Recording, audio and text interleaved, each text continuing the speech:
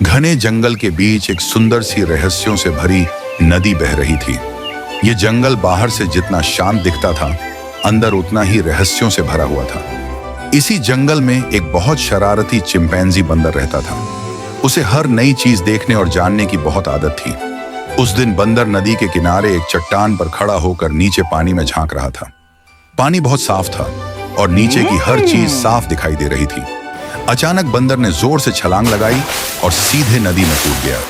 पानी जोर से उछला और चारों तरफ छपाक की आवाज गूंज गई। पानी के अंदर पहुंचते ही बंदर धीरे धीरे नीचे की ओर तैरने लगा। चारों तरफ बुलबुले उठ रहे थे और ऊपर से आती रोशनी पानी के अंदर चमक रही थी। तभी बंदर की नजर नदी के तल में पड़े एक बहुत बड़े अंडे पर पड़ी। अंडा इतना बड़ा था कि बंदर को अपनी आंखों पर यकीन ही नहीं हुआ। बंदर हैरान रह गया। उसने अपने जीवन में कभी इतना बड़ा अंडा नहीं देखा था।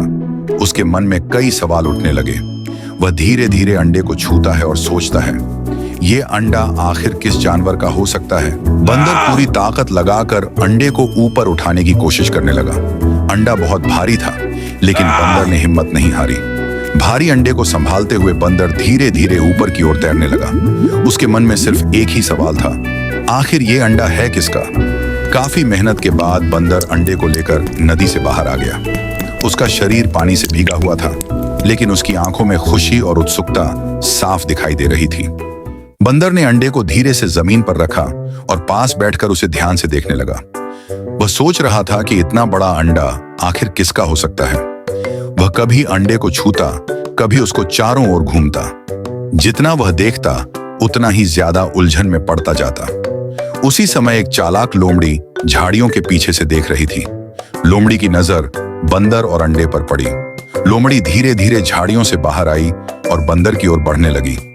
लोमड़ी ने अंडे को देखा और हैरान रह गई। लोमड़ी ने शांत आवाज में पूछा, बंदर, ये अंडा किसका है?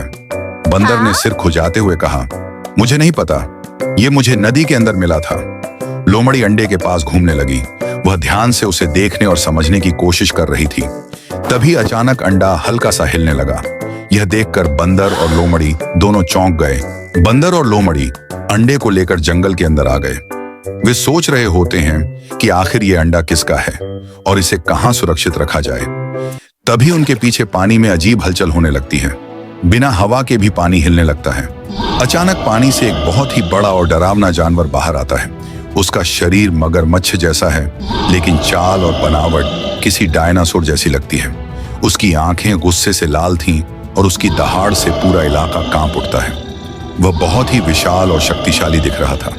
बंदर और लोमड़ी उसे देखकर डर जाते हैं और जान बचाकर भागने लगते हैं। उस जानवर की आवाज सुनकर जंगल के दूसरे जानवर भी वहां इकट्ठा हो जाते हैं।